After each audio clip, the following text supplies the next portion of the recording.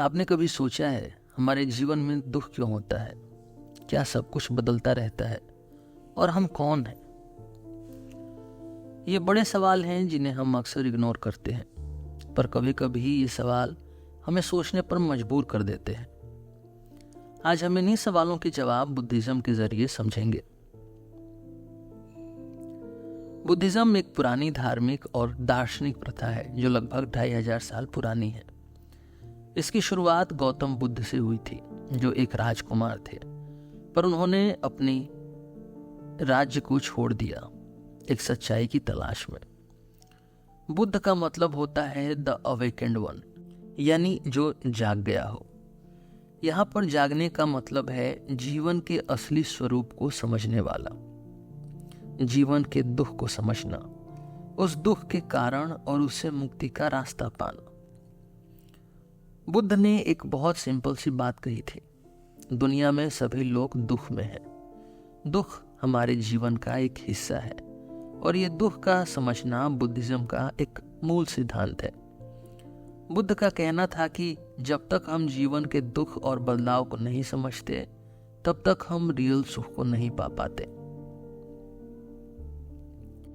Buddhism की शुरुआत भारत में हुई थी, जब गौतम बुद्ध ने अपनी अवेकनिंग के बाद लोगों को अपने अनुभव और ज्ञान बांटने का फैसला किया। उन्होंने समझा कि दुनिया में जितने भी दुख हैं, उनका कारण हमारे अंदर है।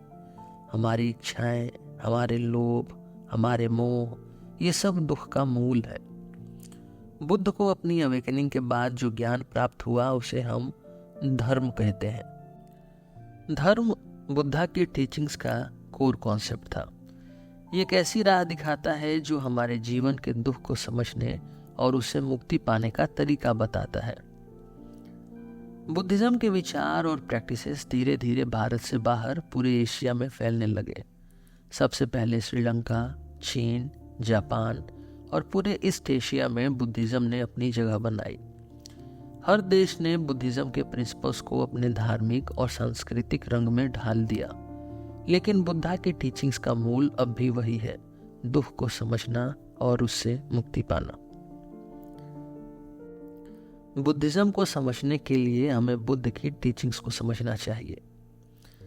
बुद्ध की इन टीचिंग्स का एक बेसिक स्ट्रक्चर है जिसे 4 नोबल ट्रूथ्स और द 8 फोल्ड पाथ कहा जाता है। बुद्ध ने कहा कि दुनिया में सब कुछ बदलता रहता है, कोई भी चीज परमानेंट नहीं है। जो अब है वो कल नहीं रहेगी। इसलिए हम अगर किसी चीज या इंसान के साथ चिपक जाते हैं, तो जब वो चीज बदलेगी या खत्म होगी, हमें दुख होगा। ये चेंज, ये बदलाव बुद्धिज्म का एक की प्रिंसिपल है। बुद्ध ने अपने टीचिंग्स में ये भी कहा कि हमारे अंदर कोई परमानेंट सेल्फ नहीं है। हम अपने आप को एक इंडिविजुअल एंटिटी समझते हैं, लेकिन हम सब एक दूसरे से कनेक्टेड हैं। ये इंटरडिपेंडेंस का प्रिंसिपल है जिसे बुद्धिज्म ने प्रतीत समुत्पाद कहा है। सबसे बड़ा सवाल ये है कि दुख का नेचर क्या है और बदलाव क्यों होता है। बुद्ध का कहना था कि जब तक हम दुख का सोर्स नहीं समझते, हम उससे मुक्ति नहीं पा सकते। उन्होंने ये भी समझाया कि चेंज यानी इनपरमानेंस, जिसे संस्कृत में क्षणिकवाद कहा जाता है, हमारे जीवन का एक नेचुरल पार्ट है। सब कुछ बदलता रहता है, हमारा शरीर, हमारे विचार, हमारे इमोशंस, हम सब कुछ अपने कंट्रोल में रखने की कोशिश करते हैं, लेकिन जो चीज़ अपने नेचर में ही चेंजेबल है, उससे कैसे रोका जा सकता है। बुद्ध ने इसलिए कहा कि अगर हम अपनी इच्छाओं और मोह से दूर हो जाते हैं, तो हम अपने जीवन के दुख से मुक्त हो सकते हैं। जब हम ये समझ लेते हैं कि सब कुछ एक प्रोसेस का हिस्सा है, एक साइक्लिक प्रोसेस जिसमें हर चीज़ इंटरडिपेंडेंट है, तब हम चेंज को एक्सेप्ट करने लगते हैं। बुद्धिज्म हमें एक नई सोच देता है। अगर हम जीवन के दुख और चेंज को समझ लें, तो हम एक ऐसे रास्ते पर चल सकते हैं जहां शांति और सुख मिले। बुद्ध का पाथ हमसे ये नहीं कहता कि हम दुनिया को बदल दें, बल्कि वो कहता है कि हम अपने विचार, अपनी दृष्टि को बदलकर दुनिया को एक नए नजरिए से देखें। तो आज के इस पॉडकास्ट में हम समझेंगे कि बुद्धिज्म का ये पाथ क्या है और कैसे हम अपने जीवन में इन बेसिक टीचिंग्स को अप्लाई कर सकते हैं। हम देखेंगे कि कैसे दुख और बदलाव को समझना हमें एक स्पिरिचुअल जर्नी पर ले जाता है। बुद्ध की टीचिंग्स हमें अपने अंदर की शांति को पाने का रास्ता दिखाती है, जो आज के फास्ट पेस्ड वर्ल्ड में और भी ज़रूरी हो गई हैं। अब तक हमने देखा कि बुद्ध की टीचिंग्स का मूल क्या है, जीवन के दुख और बदलाव को समझना। अब हम इन टीचिंग्स के एक और इम्पॉर्टेंट हिस्से को समझेंगे, द 4 नोबल ट्रूथ्स। ये 4 सच्चाइयाँ बुद्ध ने अपने अनुभव और ज्ञान से प्राप्त की थी और ये हमारे जीवन को डीपली समझने का एक तरीका है। आपने नोटिस किया होगा कि हर किसी के जीवन में कभी न कभी कोई न कोई दुख होता है, कभी छोटा कभी बड़ा, पर दुख सबको होता है। बुद्ध ने भी इसी बात को समझाया। उन्होंने देखा कि दुनिया में जितने भी जीव हैं सभी दुख का सामना करते हैं, इसलिए उन्होंने अपनी टीचिंग्स का पहला स्टेप यही रखा, दुख। बुद्ध का कहना था कि जीवन दुख है। ये स्टेटमेंट सुन के आपको लग सकता है कि ये तो काफी नेगेटिव अप्रोच है, लेकिन बुद्ध का मतलब ये नहीं था कि जीवन में सिर्फ दुख ही दुख है, बल्कि उन्होंने इस सच्चाई को एक्सेप्ट करने की बात की थी कि दुख हमारे जीवन का एक नेचुरल हिस्सा है। बुद्ध ने दुख को 3 कैटेगरीज में डिवाइड किया, दुख दुख, विपरिणाम दुख और संखारा दुख। दुख दुख यानी physical pain, mental distress, emotional turmoil. जैसे जब हम बीमार होते हैं या किसी अपने को खो देते हैं तो हमें दुख होता है। विपरिणाम दुख यानी चेंज से होने वाला दुख। जब कोई चीज़ बदलती है, जैसे एक अच्छा दिन खत्म हो जाता है या एक रिश्ता खत्म हो जाता है, तब हमें दुख होता है। ये विपरिणाम दुख है। संखारा दुख यानी हमारे अंदर के डिजायर्स और एक्सपेक्टेशंस का दुख। हम चाहते हैं कि सब कुछ हमारे कंट्रोल में हो, लेकिन जब ऐसा नहीं होता तब हमें अंदर से दुख होता है। आप अपनी जिंदगी में भी देख सकते हैं, अक्सर हम दुख इसलिए महसूस करते हैं क्योंकि चीजें वैसी नहीं होती जैसा हम सोचते हैं। एक स्टूडेंट के लिए दुख तब होता है जब एग्जाम्स में मार्क्स कम आ जाते हैं। एक नौकरी करने वाले इंसान के लिए दुख तब होता है जब प्रमोशन नहीं मिलता। हर इंसान के लिए दुख का एक अलग स्वरूप होता है, लेकिन दुख हम सबके जीवन का एक सच है। आप सोच रहे होंगे कि अगर जीवन दुख है तो इसका कारण क्या है। बुद्ध ने कहा कि दुख का कारण हमारी इच्छाएं, हमारे डिजायर्स हैं। हम सब कुछ पाना चाहते हैं, सम्मान, पैसा, रिश्तों में सुख, और जो हम नहीं पा सकते उससे दुखी होते हैं।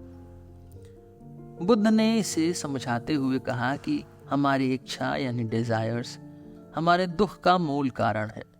जब हम किसी चीज से जुड़े रहते हैं और जब वो चीज हमारे हाथ से चली जाती है तो हमें दुख होता है। आपके पास एक नया मोबाइल फोन हो और आप उसे बहुत प्यार करते हो, लेकिन जब वो फोन टूट जाता है या चोरी हो जाता है तो आपको काफी दुख होता है। क्यों? क्योंकि आप उस फोन से इमोशनली अटैच्ड थे। ये अटैचमेंट ही इच्छा का एक रूप है। जब तक हम किसी चीज को कंट्रोल करने की कोशिश करते रहेंगे, हम दुख में रहेंगे।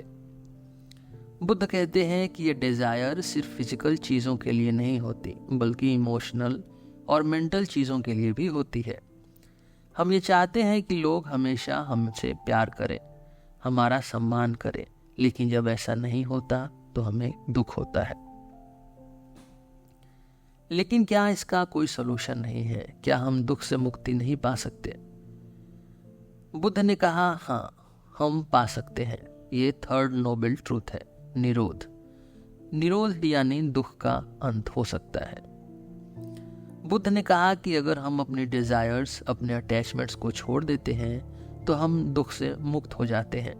इसका मतलब ये नहीं कि आप अपने इमोशंस को दबा दो या आपको कोई इच्छा नहीं होनी चाहिए, बल्कि इसका मतलब है कि आप अपने डिजायर्स को समझो और उन्हें अपने जीवन का मूल न बनाओ। जब आप किसी चीज़ को ज़रूरत से ज़्यादा इम्पोर्टेंस देना छोड़ देंगे तब आप दुख का एक्सपीरियंस नहीं करेंगे। बुद्ध का कहना था कि हमारे डिज़ायर्स और अटैचमेंट्स एक इल्यूज़न है। जब हम इन इल्यूजन्स को समझ लेते हैं तब हम अपने अंदर की शांति को पाने लगते हैं। ये समझना ज़रूरी है कि दुख का अंत तभी होगा जब हम अपने अंदर के मोह माया से दूर हो जाएंगे। अब सवाल आता है कि अगर हम दुख से मुक्ति चाहते हैं तो इसका रास्ता क्या है। बुद्ध ने इस रास्ते को द 8 फोल्ड पाथ कहा है। ये 8 स्टेप का एक ऐसा मार्ग है जिसे फॉलो करके हम अपने डिजायर्स को कंट्रोल में रख सकते हैं और दुख का अंत कर सकते हैं। 8 फोल्ड पाथ के 8 एलिमेंट्स हैं। पहला, राइट अंडरस्टैंडिंग, ये समझना कि सब कुछ बदलता है और दुख का मूल हमारे डिजायर्स में है। दूसरा, राइट इंटेंशन, अपने जीवन का लक्ष्य अच्छे विचार और इंटेंशंस के साथ जीना। तीसरा, राइट स्पीच, ऐसे बोलना जो किसी को दुख न पहुंचाए, सच और दयालु बनो। चौथा, राइट एक्शन, ऐसे काम करना जो किसी के लिए हानिकारक न हो, अच्छी नीति अपनाओ। पांचवा, राइट लाइवलीहुड, ऐसे धंधे में होना जो इथिकल हो और किसी को नुकसान न पहुंचाए। छठा, राइट एफर्ट, अपने मन और विचारों को अच्छा बनाने के लिए प्रयास करना। सातवां, राइट माइंडफुलनेस, अपने विचारों और एक्शंस का हमेशा ध्यान रखना। और आठवां, राइट कंसंट्रेशन, अपने मन को एकाग्र करना, मेडिटेशन के थ्रू अपने आप को समझना। ये 8 फोल्ड पाथ कोई एक दिन में पाया नहीं जा सकता, ये एक जीवन भर की जर्नी है। बुद्ध ने ये पाथ हमें इसलिए दिया ताकि हम अपने जीवन में बैलेंस और शांति पा सकें। बुद्धिज्म का एक बहुत ही इंपॉर्टेंट कॉन्सेप्ट है प्रतीत्य समुत्पाद, जिसे हम इंटरडिपेंडेंस कहते हैं। प्रतीत्य समुत्पाद का अर्थ है कि सब कुछ एक दूसरे से जुड़ा हुआ है। इसका मतलब ये है कि दुनिया में कोई भी चीज अपने आप में अलग नहीं होती, सब कुछ एक दूसरे के साथ कनेक्टेड होती है, एक दूसरे पर डिपेंडेंट होती है। आप किसी भी चीज को देख लीजिए, उसका अस्तित्व किसी और चीज से जुड़ा हुआ होता है। कोई भी चीज अकेले इंडिपेंडेंट तरीके से नहीं रह सकती। बुद्धिज्म में कर्म और रीबर्थ का कॉन्सेप्ट भी प्रतीत्य समुत्पाद से जुड़ा हुआ है। कर्म का मतलब होता है कि हम जो भी काम करते हैं उसका असर हमारे फ्यूचर पर पड़ता है। जब हम कोई अच्छा काम करते हैं तो उसका रिजल्ट भी अच्छा होता है, और अगर हम कोई बुरा काम करते हैं तो उसका रिजल्ट हमें दुख के रूप में मिलता है। ये कार्मिक साइकिल इसलिए इम्पोर्टेंट है क्योंकि ये दिखाती है कि हर काम एक दूसरे का रिजल्ट होता है। हम अपने पास्ट के कामों के रिजल्ट को फेस करते हैं, और जो हम आज कर रहे हैं वो हमारे फ्यूचर का रिजल्ट तय करते हैं। यानी हर एक्शन का एक रिएक्शन होता है, और ये रिएक्शंस एक साइकिल में चलते रहते हैं। एक एक्शन से दूसरा एक्शन, फिर उसका रिजल्ट, और ऐसे ही। इस तरह से हमारा कर्म और रीबर्थ भी इंटरडिपेंडेंस का हिस्सा है। हमारे आज के कामों से हमारा फ्यूचर तय होता है। हम अपने पास्ट से जुड़े होते हैं, और जो फ्यूचर हम फेस करेंगे वो हमारे आज के डिसीजन से ही जुड़ा होता है। बुद्धिज्म का एक और मूल कॉन्सेप्ट है क्षणिकवाद, यानी इम्परमानेंस। सब कुछ बदलता रहता है, यानी इस दुनिया में कोई भी चीज़ परमानेंट नहीं है। हर चीज़ एक कॉन्टिन्यूअस प्रोसेस में है, एक बदलाव के दौर से गुजर रही है। बुद्ध कहते हैं कि दुख का एक बड़ा कारण ये है कि हम ये समझते हैं कि कुछ चीज़ें हमेशा वैसे ही रहेंगी जैसे वो अब हैं, लेकिन जब वो चीज़ें बदलती हैं तो हमें दुख होता है। इसलिए बदलाव का समझना और उसे एक्सेप्ट करना जीवन में शांति का एक रास्ता है। जीवन की एक सच्चाई ये है कि हर चीज़ बदल रही है, एक पल भी रुकने का नाम नहीं ले रही। हर एक चीज़ का अस्तित्व टेम्पररी है, एक प्रोसेस में है, और ये समझना ज़रूरी है कि कोई भी चीज़ स्टैटिक या परमानेंट नहीं है। बुद्ध का ये कॉन्सेप्ट सिंपल है, सब कुछ बदलता है, यानी सब कुछ क्षणिक है। हर पल में कुछ नया होता है और पुरानी चीज खत्म होती है। बुद्धिज्म का एक और सेंट्रल कॉन्सेप्ट है नैरात्म्यवाद, यानी नो सेल्फ, जो कहता है कि जो हम अपने आप को मैं या आई कहते हैं वो असल में एक इल्यूजन है। हमें लगता है कि एक परमानेंट फिक्स्ड आइडेंटिटी है जो हमारे अंदर है, लेकिन बुद्ध ने इस बात को चैलेंज किया। उन्होंने कहा कि हम एक आत्मन यानी एक इटर्नल सेल्फ के कॉन्सेप्ट में फंसे हुए हैं, जबकि ऐसा कुछ होता है ही नहीं। हम जो अपने आप को समझते हैं वो बस एक्सपीरियंसेस, मेमोरीज और थॉट्स का एक बंडल है, कुछ भी परमानेंट नहीं है।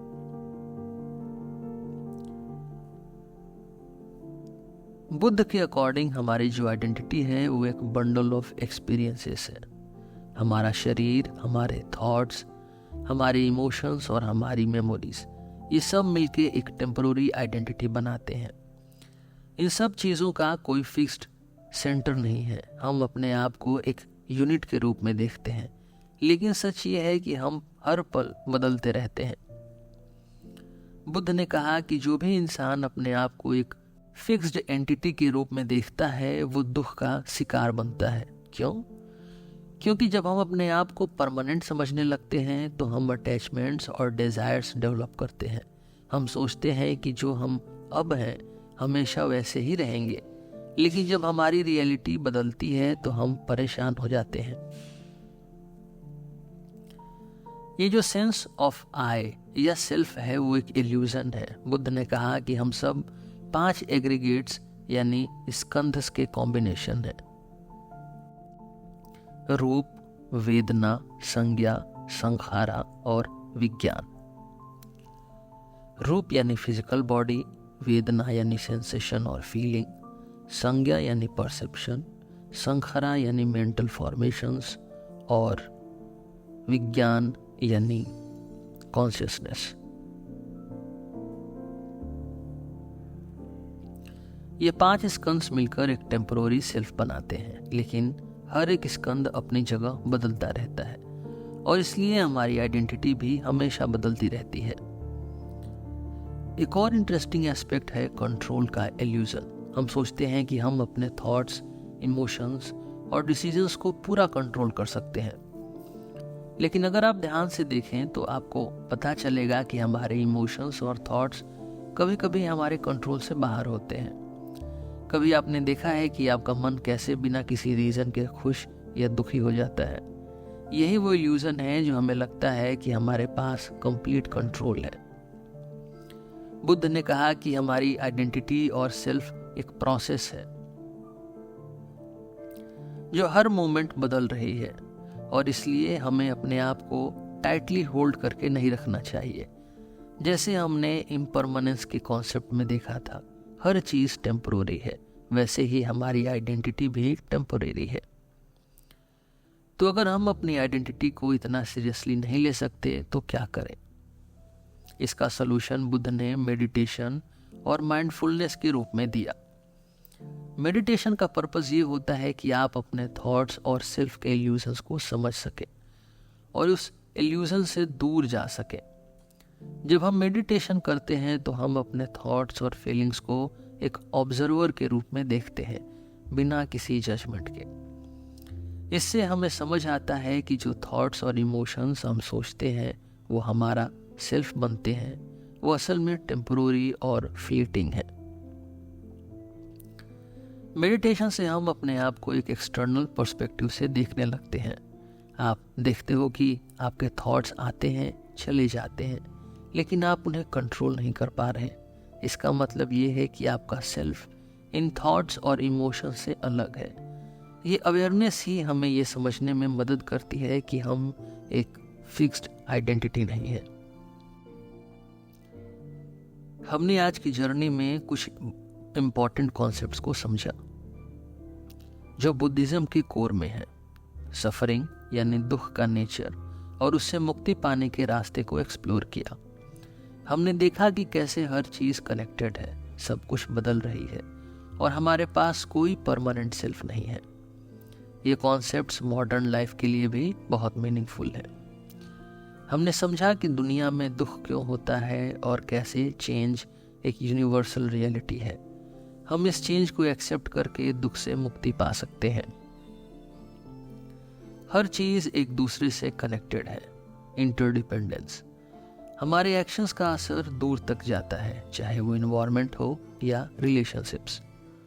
सब कुछ टेम्पोरेरी है, इम्परमानेंस, और इस ट्रुथ को समझने से हम दुख से दूर रह सकते हैं। हम एक परमानेंट आइडेंटिटी नहीं है, नो सेल्फ, बल्कि हम हर मोमेंट इवॉल्व हो रहे हैं। इस अवेयरनेस से हम अपने ईगो और अटैचमेंट्स को छोड़ पाते हैं। बुद्धिज्म हमें सिखाता है कि हमारे पास पावर है अपने जीवन को माइंडफुल और पीसफुल बनाने की। इस रास्ते पर चल के हम अपने जीवन में एक डीपर शांति और अंडरस्टैंडिंग पा सकते हैं। Thank you for joining me in this exploration of Buddhism. आज के लिए बस इतना ही। हम फिर मिलेंगे आपसे एक नए एपिसोड में, एक नए टॉपिक के साथ। मेरा नाम है रोहित और आप सुन रहे थे सिलेबस विद रोहित। धन्यवाद।